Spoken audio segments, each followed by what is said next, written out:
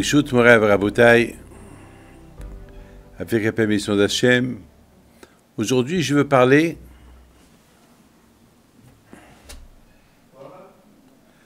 avec la permission d'Hachem. Aujourd'hui, je veux parler sur l'importance de la paracha de Tzitzit. Vous savez que dans la paracha de Shelach Lecha, dans Hachem, il a envoyé les Meraglim pour espionner Israël, les explorateurs. Et malheureusement, les bénis Israël, ils ont parlé du Lashon Hara sur Eretz Israël. Et le fait qu'ils ont parlé Lashon Hara sur Eretz Israël, alors Akadosh Baruch Hu, il a juré que tous les Juifs qui ont écouté et accepté la médisance sur Eretz Israël, eh ben, ils n'auront pas le zéro de rentrer en Eretz Israël. Et Akadosh Baruch Hu, il les a punis pendant 40 ans dans le désert. C'est quoi la punition? Au fait, ce n'est pas une punition, parce que pendant ces 40 ans-là, ils ont étudié la Torah. Pendant ces 40 ans-là, ils ont vu des miracles. Donc, il faut être réaliste que pendant ces 40 ans, c'était... Et en plus, pendant ces 40 ans-là, Moshe Rabbeinu, il est resté vivant. Il n'est pas mort. Donc, quelque part, c'était extraordinaire. C'était des bons 40 ans. C'était des bons 40 ans. Donc maintenant, tout ce qui s'est passé exactement, c'est que les bénis Israël, ils avaient vraiment regretté la médisance qu'ils ont parlé sur Eretz Israël. Ils ont fait teshuva. Ils ont prié à Akadosh Baruch Hu que Hachem leur pardonne. Et Akadosh Baruch Hu a dit non, je ne pardonne pas, parce que c'était de la médisance gratuite. Comment? Moi, je vous donne la terre que j'ai promis à Abraham, Isaac et Yaakov, et vous ne voulez pas rentrer là-bas? Qu'est-ce que je vais dire à Abraham, Isaac et Yaakov? Et en plus, vous avez critiqué la bonne terre, alors que je leur ai dit, vous allez tous mourir ici, dans le désert, et aucun ne va rentrer en Israël, à l'exception de 2 personnes. Il n'y a que 2 personnes qui sont restées vivantes, qui sont rentrées en Eretz Israël. C'est Yoshua ben Nun et Caleb ben Yefouné. Donc, et malheureusement, Hachem leur a dit que puisque vous avez pleuré des pleurs gratuits, parce que vous savez, mes amis, beaucoup de fois, la médisance, c'est du faux. On voit beaucoup de gens qui racontent des saletés, c'est vraiment des choses qui ne sont pas vraies. Vous savez, d'après le Havetz Haïm, que même les choses vraies, il ne faut pas les raconter. Même si tu vois quelqu'un que vraiment, il a fait une avera, ou il a fait une... Il ne faut pas le raconter. À quoi, qu'est-ce que tu... Il y a aucun bénéfice qui va sortir en critiquant quelqu'un. Hein, tu es en train de le salir quelqu'un. Vous savez quoi, les Israéliens sont liés les uns avec les autres. Vous savez, alors lorsque on salit quelqu'un, alors, Hashu Shalom, c'est salir tout à Israël. Vous savez, lorsque Akadosh a donné la Torah, il n'a pas donné la Torah à une seule personne, Akadosh a donné la Torah à tout le monde. Donc ça veut dire que la Torah, c'est la nôtre. Et vous savez qu'à Israël, lorsqu'ils ont reçu la Torah, ils étaient comme une seule personne. Donc ça veut dire qu'on est une seule personne, en fait. Alors, lorsque Hashu Shalom, comme que Hachem, il est seul, la Torah, elle est une, Am Israël aussi, ils sont, c'est ce qu'on dit, Am Israël, Kuchabrichu, Oraita Had.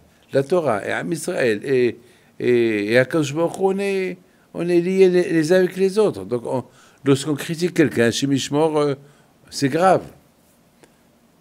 Donc, Akadosh Baruch Hu, il n'a pas accepté ce que les bénis Israël, ils ont fait. Akadosh Baruch Hu était très en colère, et surtout que ils ont dit que des mauvaises choses. Ils n'ont pas dit la vérité. Au moins, au moins s'il y avait quelque chose de vrai. On comprend, mais il n'y avait rien de vrai. Pendant 40 ans, Akadosh Baruch Hu, il a protégé pendant 40 jours que ces explorateurs, ils ont visité Eretz Israël, aucun ne les a remarqués. Ils étaient habillés comme des juifs, ils avaient une barbe, ils n'étaient pas déguisés. Et tout le monde savait que c'était des juifs. Et tout le monde savait que c'était des explorateurs. Et tout le monde savait. Et personne ne leur a parlé. Ils ont vu que le Hémet. Il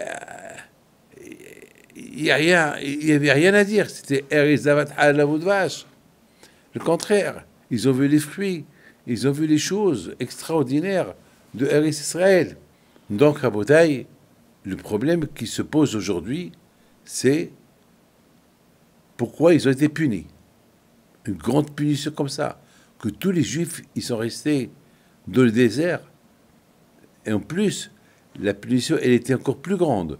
Que chaque année, à Tisha B'Av, on pleure. Parce que le jour qu'ils ont critiqué Israël, c'était à Tisha B'Av. Alors quand je leur ai dit, puisque vous avez critiqué Israël, alors le premier Beth Amikdash et le deuxième Beth Amikdash vont être détruits à Tisha B'Av. Alors, Bémet, je ne comprends pas pourquoi c'était... Les Juifs, ils ont fait la faute du veau d'or, et Akadosh Baruch Hu, il leur a pardonné. Ils ont fait une grande teshuva, il leur a pardonné. Et non seulement qu'il leur a pardonné, mais il leur a donné la fête de Kippour. Il leur a donné la fête de Rosh Hashanah. Que toutes les fautes qu'on fait pendant toute l'année, ils sont pardonnés à Rosh Hashanah et à Kippour. Et en plus, Hachem nous a donné le shofar, la mitzvah du shofar. C'est-à-dire que finalement, la faute du veau d'or a été pardonnée. Alors pourquoi la faute de la médisance qu'ils ont parlé sur Israël, cette faute-là n'a pas été pardonnée? Quelle est la raison? Quelle est la raison? Eh bien, mes amis, vous savez, de là on dit que la médisance, elle est pire que la débauche, elle est pire que l'idolâtrie, elle est pire que le crime. C'est la folie, la médisance. Elle est pire, parce qu'on a vu que la Torah, elle n'a pas pardonné la faute de la médisance, la faute de la chanara que les Juifs ont parlé sur Israël. Hachem, il n'a pas voulu pardonner. Pourquoi elle est tellement grande, la médisance, que Hachem, il n'est pas prêt à pardonner? Quelle est la raison? Eh bien, mes amis, il faut savoir une chose, que la faute du veau d'or, ce n'était pas les Juifs qui l'ont fait. C'était Erev Rav, c'était les Égyptiens qui ont joint les Juifs lorsqu'ils ont quitté l'Égypte. Ils sont partis avec eux. Ben, c'est eux qui ont poussé les Juifs, parce que les Égyptiens à l'époque, ils étaient des idolâtres. Donc c'est eux, quelque part, c'est eux qui ont provoqué c'est eux qui ont provoqué comment ça s'appelle, que les Juifs ils font le veau d'or. Et c'est pas, d'ailleurs, vous voyez que il n'y a eu que 3000 Juifs qui sont morts. C'est-à-dire qu'il n'y a que 3000 personnes qui ont fait le veau d'or. Et parmi ces 3000 personnes, il y avait là-bas aussi le Erev Rav. C'est-à-dire que ce n'est pas tout le pays, ce n'est pas tous les Juifs qui ont été punis. Il y avait quelques personnes, malheureusement, qui ont fait le veau d'or. Mais pourquoi tous les Juifs ont été punis? Parce que tous les Juifs, ils sont concernés. Pourquoi? Parce qu'ils auraient dû les stopper. Et le fait qu'ils n'ont pas stoppé, alors Hachem, il a considéré comme s'ils étaient d'accord avec eux. De là, on voit lorsque quelqu'un fait une avera à quelqu'un qui faute, on n'a pas le droit de le laisser fauter. Il faut au moins lui dire. Même s'il ne t'écoute pas, au moins tu lui dis. C'est pas la peine de lui dire jusqu'à faire la guerre avec lui. Non, essaie de lui dire. Au moins, les Juifs, lorsqu'ils ont fait la faute du veau d'or, les Juifs, ils ont pris... tous les Juifs, ils ont dit, C'est des Égyptiens, ils ont l'habitude de faire l'idolâtrie, c'est pas grave. Moshe Rabbeinu va venir, va faire de l'ordre. Mais entre-temps, ces gens-là, lorsqu'ils ont tué Or. Donc, quelque part, quand je voulais accuser les Juifs, comme s'ils étaient complices avec les Égyptiens pour faire le veau d'or. Alors, Hachem, il était en colère contre eux. Mais au fait, de cela, il est sorti quelque chose de bien. Eh ben, qu'est-ce qui est sorti de bien? Les Juifs, ils ont fait une teshuva.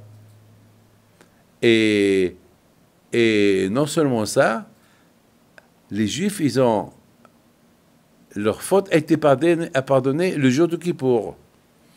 Et chaque jour, de Rosh Chodesh Elul jusqu'à Kippour, pendant 40 jours, les Juifs, ils faisaient les slihot chaque matin. Et chaque matin, ils faisaient le shofar. Pourquoi ils faisaient le shofar? Pour se rappeler, pour ne pas qu'ils fassent des bêtises. Donc, Akadosh Baruch Hu, il leur a dit, eh ben, puisque vous avez fait Teshuvah pendant 40 jours, alors chaque année, je vais vous pardonner les fautes que vous faites pendant toute l'année. Et c'est à Kippour. Donc, quand même, de la faute du veau d'or, il y a des bonnes choses qui sont sorties de la faute du veau d'or. Et plein de choses. Rosh Hashanah, Kippour, le shofar, c'est extraordinaire. Mais pour la médisance, là, c'était tous les Juifs qui ont pleuré. C'était pas que les 10 explorateurs qui ont critiqué Israël, c'est que chaque explorateur, il était le chef de sa tribu. Donc, ils ont fait pleurer toutes les tribus. C'est de la folie. Tout le monde a pleuré. Il n'y a que Shevet Lévi qui n'a pas pleuré. Shevet Lévi, eux, ils sont dans leur coin, ils n'ont pas pleuré. Mais tout le monde a pleuré. Et même la tribu de Yehuda, eux aussi, ils ont pleuré. Parce que la tribu de Yehuda, la majorité des Juifs ont pleuré. Donc la tribu de Yehuda, ils n'ont pas cru à comment ça s'appelle, à Caleb ben Yefouné. Et même la tribu de Ephraïm, parce que Yoshua ben Nun, il était de la tribu de Ephraïm, aussi ils n'ont pas cru. Donc ça veut dire 12 tribus. Ces 10 explorateurs, ils ont fait pleurer les 12 tribus contre Moshe Rabbeinu. Pourquoi tu nous as libérés de l'Égypte? Pourquoi on n'est pas... Et c'était la veille de Tisha B'Av. La faute était grande. La faute était énormément grande. Donc c'est la raison pourquoi Akadosh Baruch Hu, il leur a dit, si vous étiez uniquement une petite poignée de Juifs, eh ben ça va, je vous pardonne. Faites Teshuvah, je vous pardonne. Mais là, vous tous, vous avez 100... Comment? Moi, je dis que la terre d'Israël, elle est bien. Et vous êtes en train de croire à ces animaux-là, à ces Rishaïm, qui sont en train de vous détourner de moi. Mais comment est-ce possible? Comment est-ce possible? Mais mes amis, la question que j'avais, mais comment est-ce possible qu'ils ont... Maintenant, Rabotai, la question que j'ai, comment est-ce possible que les Juifs, ils ont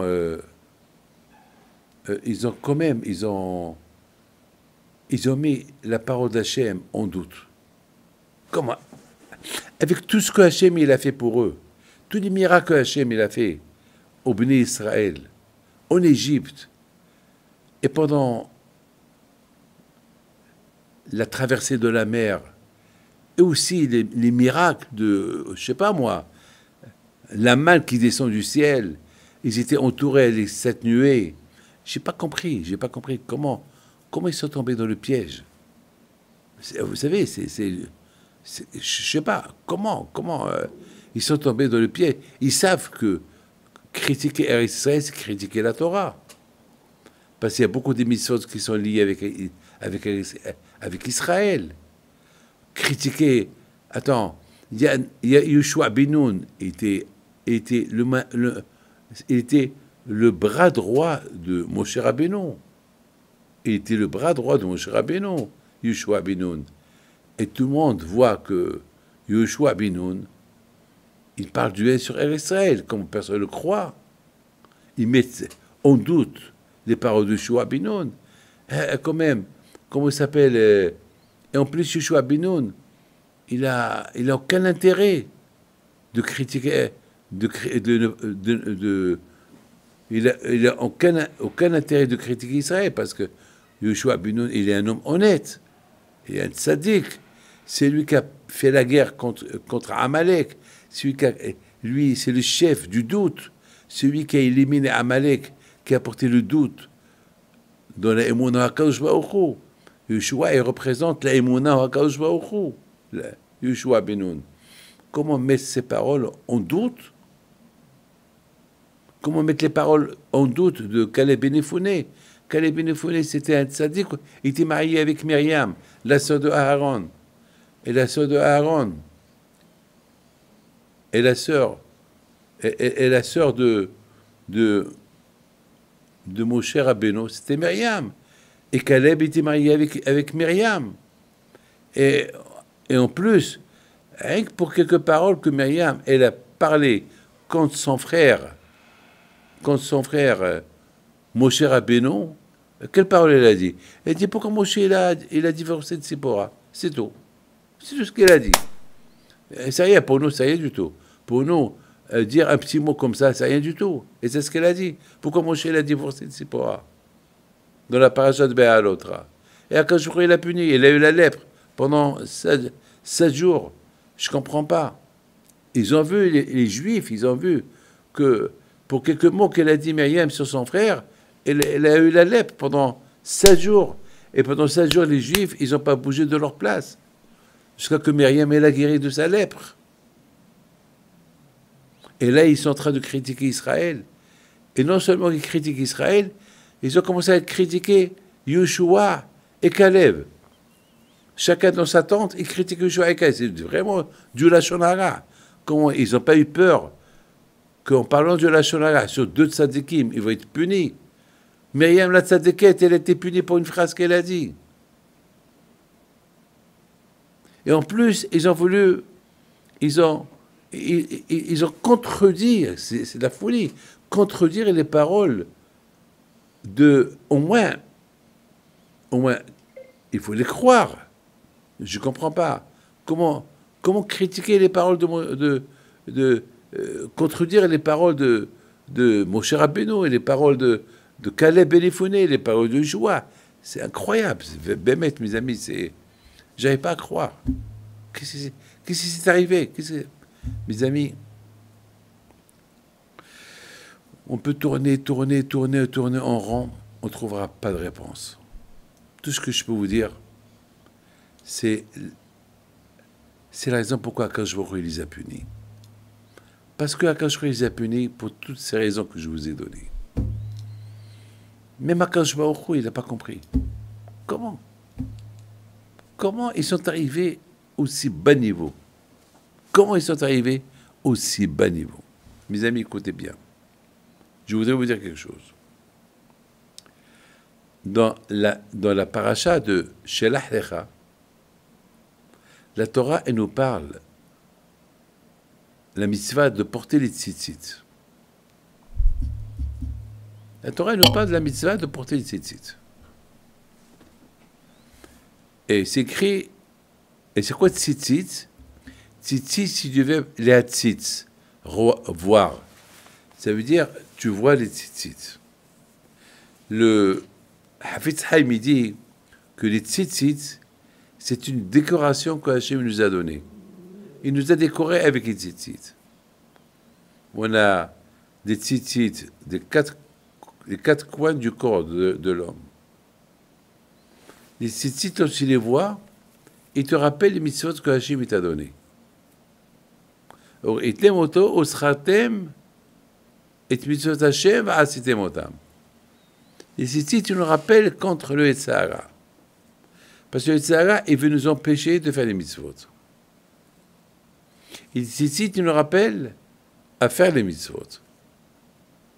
Donc, il y a un calcul que tzitzit, la gemataria de tzitzit, avec les les 5 nœuds qu'il y a de tzitzit, ça fait 613 mitzvot.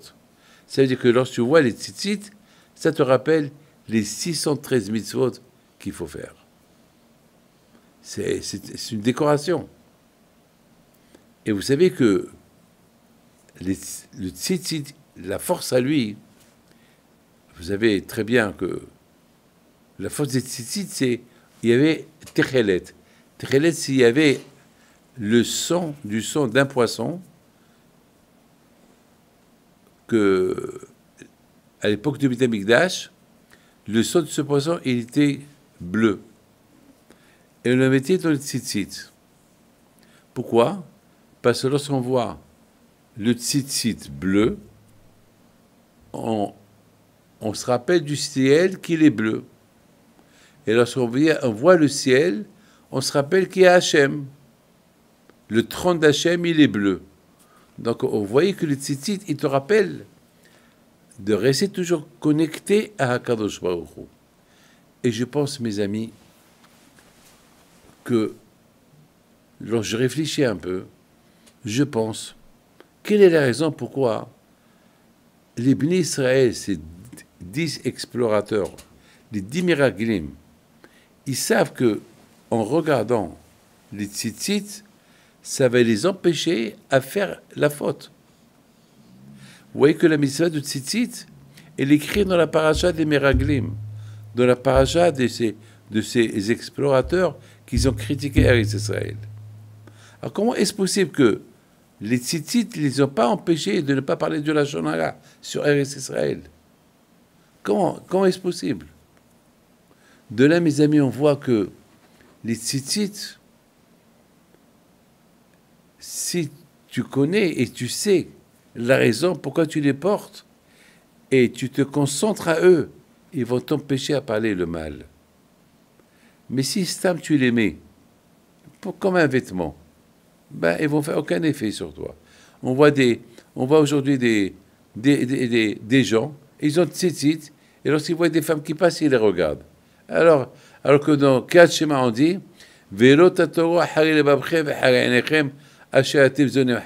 on parle de la mitzvah de tzitzit, et la Torah te parle, alors il ne faut pas voir les femmes qui passent.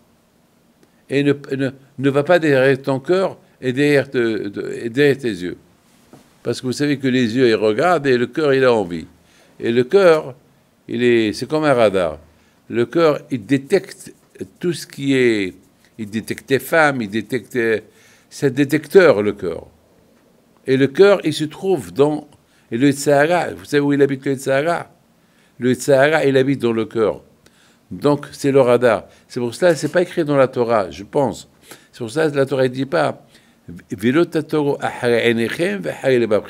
La Torah dit, il ne faut pas suivre le cœur et les yeux. La question, elle est le contraire. La Torah devait dire, il ne faut pas suivre les yeux et le cœur. Puis c'est les yeux qui voient, ce n'est pas le cœur qui voit, c'est les yeux qui voient. Mais la Torah, elle dit non, il ne faut pas suivre le cœur, il ne faut pas suivre les yeux. Alors en général, le cœur, il est là, il est caché, et c'est mes yeux qui regardent. Ah ben, d'après ce que je vous dis, je comprends. C'est quoi quand je te dis, fais attention avec ton cœur, parce que le Sahara, il habite dans ton cœur. Le Sahara, il est dans le cœur. Le cœur, c'est un radar. Et le cœur, il détecte. Donc, il détecte le Sahara. Il détecte la chose interdite de voir. Et tu dis, allez, regarde. Donc, ça veut dire que le mal, il vient du cœur. Le mal, il vient du cœur. Et c'est le cœur qui avertit les yeux. Regarde. Vous savez, mes amis, lorsqu'il y a aujourd'hui des radars avec des missiles, lorsque le radar il détecte l'ennemi, le missile il sort. Ah ben, Rabotaï, chez nous c'est pareil. Dans le cœur il y a le radar.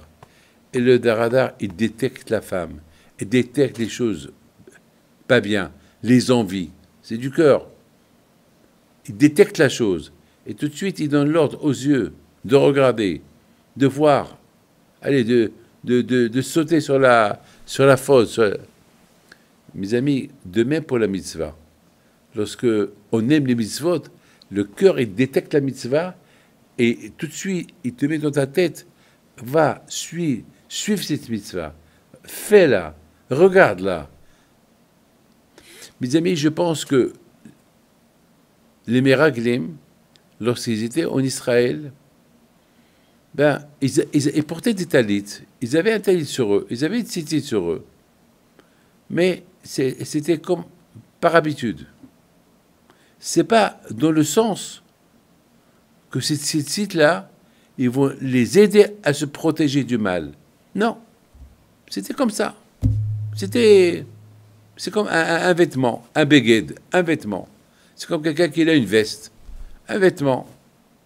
C'est pas parce que ce talit-là, il va le protéger du mal. Non. Alors, ça veut dire que beaucoup des fois, on met un talit, mais on pense pas, on met comme par habitude, on met le talit. Alors, ça va pas marcher. Vous savez, mes amis, lorsqu'on invite quelqu'un à manger, eh ben, l'invité, il ne va pas manger tant qu'on lui a dit de manger. C'est honteux. Attends, il s'assoit, mais il ne commence pas à manger. Il faut que le balabaït, il faut qu'on l'invite. Si on ne l'invite pas, il va rester là, il ne va pas manger. Il faut que le balabaït, il faut que celui qui l'a invité, il va lui dire, Baruch haba, mange, servez-vous, servez-vous. Mes amis, c'est quelque chose de très très important ce que je vous dis, que le talit, il faut, pour que ça marche sur la personne, le talit, il faut que la personne ait conscience, il faut que le talit, il faut que la personne, il soit conscient. Il faut que la personne, il soit conscient. Et si la personne n'est pas consciente, le talit ne va rien faire pour lui. Je pense, mes amis, que la faute des Meraglim, la faute des explorateurs qui sont partis espionner Israël, ben la faute qu'ils ont fait, c'est qu'ils n'ont pas utilisé l'arme nucléaire, l'arme des tzitzit qui va protéger le cœur et les yeux pour ne pas parler de la médisance. Et puisque ils l'ont porté comme un vêtement, ça n'a pas fait d'effet pour eux. Et puis, ils ont critiqué Israël. Mais je voudrais vous raconter une histoire que la Gemara raconte. La Gemara raconte qu'il y avait une fois un monsieur qui a vu des affiches d'une belle femme qu'il est venu en ville et que cette femme-là, pour donner ses services, donner son corps à quiconque, il faut telle et telle somme. Il y a un monsieur, la Gemara raconte, que tout de suite il voulait être parmi les premiers à se régaler avec cette femme.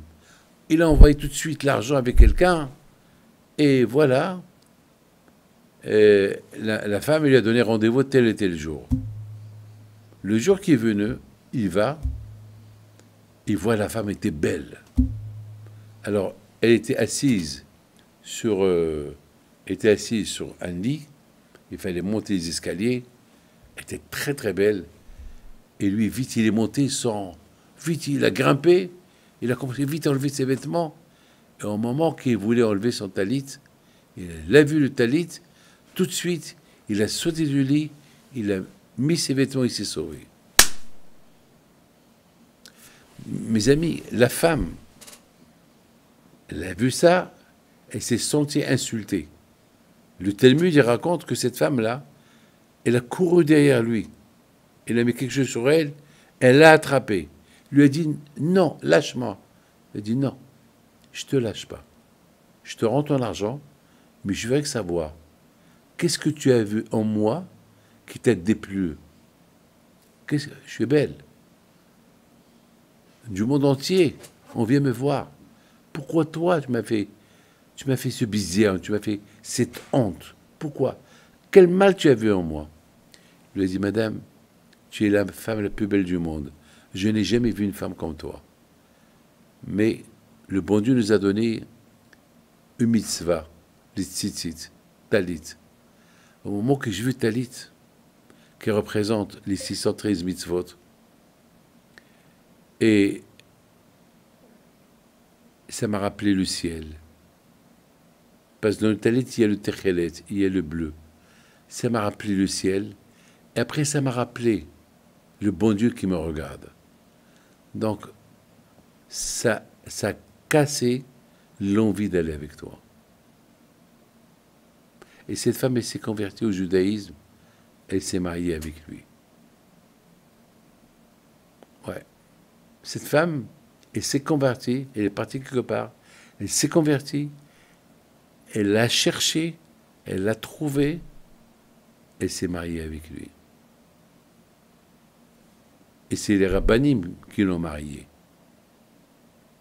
Pour vous dire, mes amis, lorsque quelqu'un fait une mitzvah, il faut savoir comment il l'a fait. Et de là aussi, on apprend autre chose. Que lorsqu'on fait la mitzvah bien, on peut aussi influencer d'autres personnes à la faire bien. Celui-là, le fait qu'il a respecté la mitzvah, celui-là, mes amis, il est parti avec son cœur, les envies dans son cœur pour aller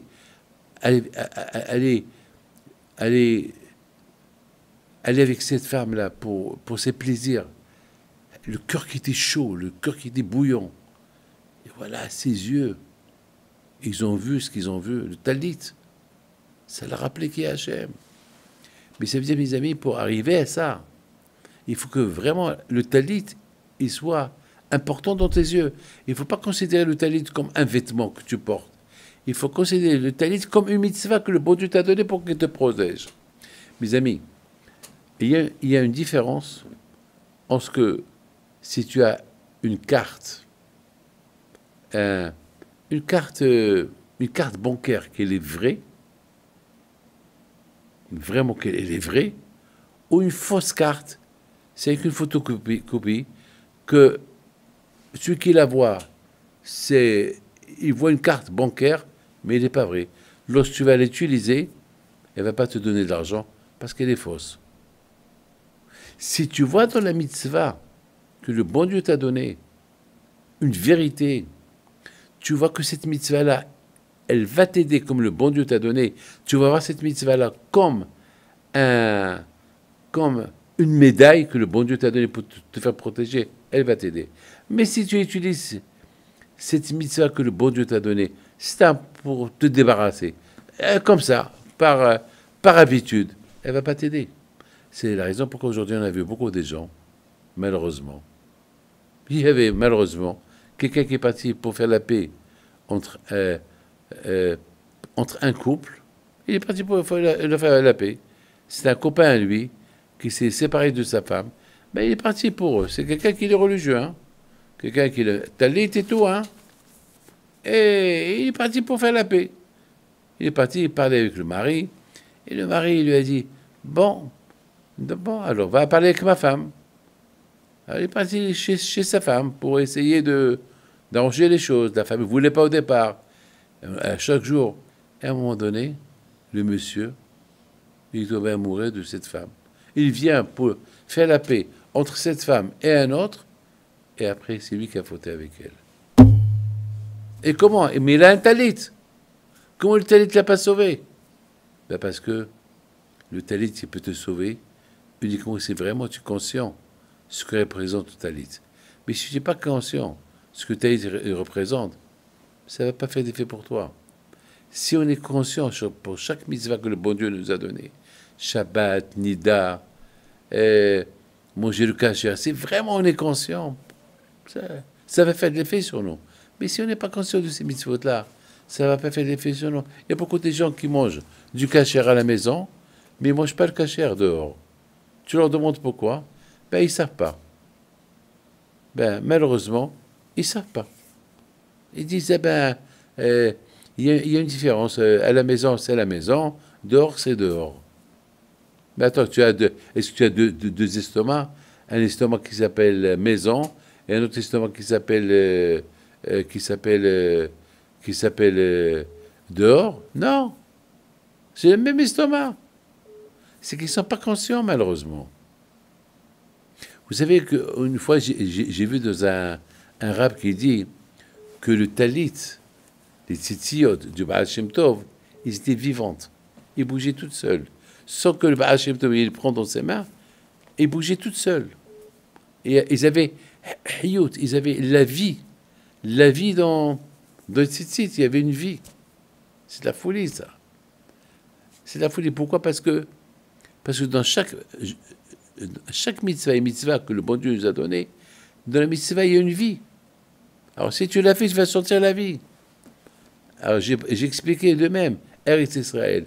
Eretz Israël, c'est la kedusha de Eretz Israël par rapport à la Torah. Il y a beaucoup de mitzvot qui sont liés avec Eretz Israël. La Shemitah et tout. Le fait que tu sens, le fait que tu es conscient des mitzvot qui sont liés avec Eretz Israël, Eretz Israël va t'aider à respecter ces mitzvot. Sinon, ces mitzvot, ils vont être comme morts dans tes yeux. Et c'est pour ça que les miraglim, ça n'a pas fait un effet sur eux. Pourquoi? Parce qu'ils n'ont pas senti la vie spirituelle qu'il y a dans la tête de Israël. Il y a beaucoup de gens, mes amis, c'est pour ça que Haramim disent, Rabbi Shimon bar Yochai dit, que Israël s'achète avec difficulté. C'est pas tout le monde qui peut avoir le zéro d'habiter en Israël. C'est pas tout le monde. C'est pour ça qu'il y a beaucoup de Sahara en Israël. Il y a beaucoup de gens qui ne sont pas religieux en Israël. Parce qu'il y a beaucoup de Sahara. Parce que là où il y a la Kedusha, il y a la Toma. Là où il y a la Kedusha, là où il y a la sainteté, on appelle Israël la Terre Sainte. Même tout le monde, les musulmans, ils l'appellent le Qods, nous on l'appelle Eretz HaKodesh, les catholiques, ils l'appellent la Terre Sainte. Tout le monde est d'accord qu'elle est sainte. Elle est sainte en elle-même, elle est sainte. La terre, vraiment, elle est sainte. Qui la rend sainte? Les mitzvot qui sont ancrés dans la terre de Eretz Israël. C'est ça qui la rend sainte. Donc, mes amis, quand je vous protège, je vous donne la santé, et que Hashem, on verra Mashiach. במהרה בימינו אמן.